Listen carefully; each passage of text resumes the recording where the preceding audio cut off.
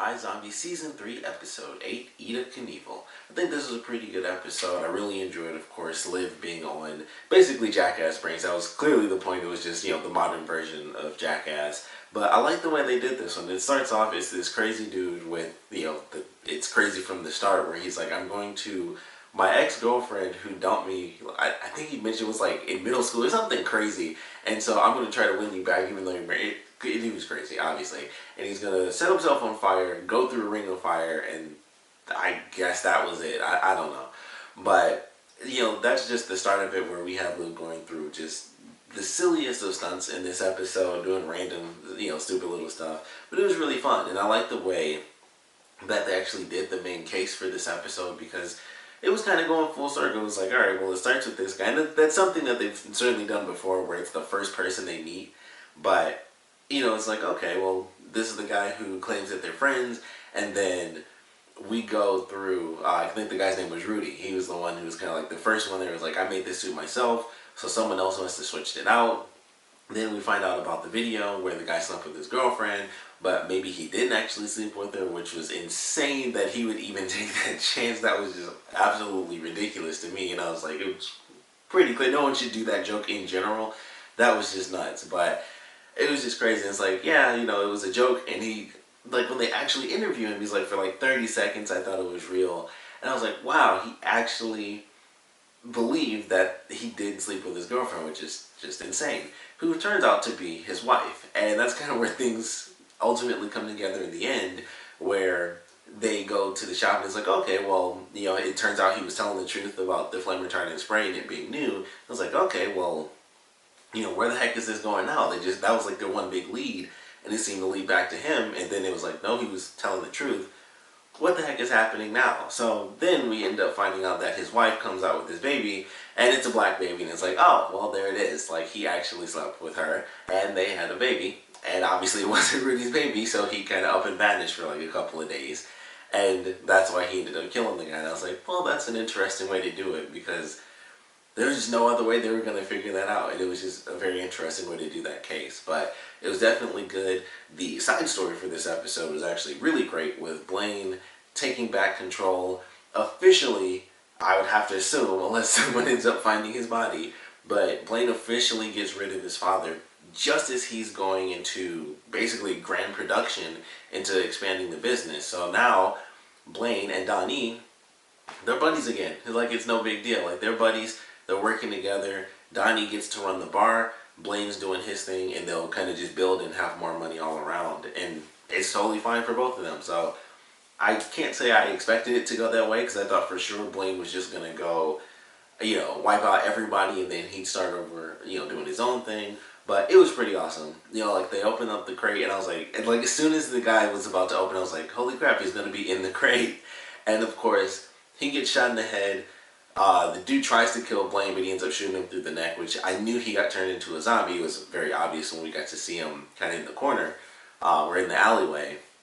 So it was clear that he got turned into a zombie by the guy earlier in the episode, where that was the plan, to have him turned back into a zombie, because he might get shot during his little crusade, and that's exactly what happened. So ends up killing that guy, ends up getting his father, putting him in, like, with his feet in the cement blocks, dumping him into the family well, and it was definitely a good scene. Like, even in the end, his dad was an absolute douchebag, and they have a great moment where Blaine is like, for every time that you did something horrible to me or embarrassed me, I came here, flick a penny into the well, and wish that you would drop dead. And at the end, he's like, there's like about $1.40 in there, and I was like, wow, that's super sad, because that he counted the fact that there were almost 140 times he took a single penny and just dropped it in there to make a wish. And I was like, that's super depressing, but it wasn't really shocking, because we definitely knew what his dad's character was like. So he officially gets rid of him, takes over the business. He and Donnie have the most insane relationship where it's just like, cool, let's work together, I don't really care. So it's actually kind of awesome that it worked out that way, because I do like Donnie, he's really funny. So I'm excited to see where they're headed there. We don't really get anything from, like, the zombie truther thing. I thought that was going to be a much bigger part of the episode, because it starts at the very beginning, pretty much. Like, after the murder happens, it's them watching the video, And they talk about it throughout the whole episode, and then Robbie goes to the meeting at the end. So we still don't really know exactly what he learns, and maybe it's not going to be that much, but I was kind of hoping to see them actually at the meeting, and then it's the very end of the episode, and then the promo pops up. So I was like, oh, that sucks. I was looking forward to that, but we do get to see things play out because crazy moment in this episode that I definitely wasn't expecting, but our lead, as far as Fillmore Graves, she's killed. Our lead, as far as the military group, but that guy is killed, and I think it was those two, and then the pilot died. So they died in an insane random explosion. So both of them are dead. We got a new guy taking over who is pretty insane because when he realizes the Supermax is gone, and I wish I could remember the guy's name, but Major's friend, he admits to having stolen it. He just shoots him in the stomach, and I was like, holy crap! Like, of course they can't die from stomach shots, but I was like, that was nuts. He shot him right in the stomach. And it's like, okay, don't do it again. And I was like, that's absolutely insane. He could have just yelled at him. He was already, nervous enough. And then, I mean, that'll stop you. Even if you can't die from it. Being shot will stop you from doing something. It's like, okay, he's kind of losing it now because he's kind of like full alert. Like a bunch of people have died. A bunch being 6. But 6 zombies have, randomly died. Mechanical failure, in the helicopter, the family being killed. So he's a bit on edge, but that was still a pretty intense moment where it just freaked everybody out. Like, holy crap, he just shot him. We're still in some Supermax. But it was definitely an interesting moment. So we have him taking over for the military side of things. We have the brother coming in, who we don't see in this episode, so I hope he'll show up in the next one. But we do have their replacements, and I'm very curious how this is going to play out. Of course, we have the Zombie Truthers with their video online and stuff, so we'll see what happens there as well. But this is definitely a good episode. It's certainly funny with crazy jackass version of Liv, and she even got the guy on the brains too, which is why he stole the Supermax.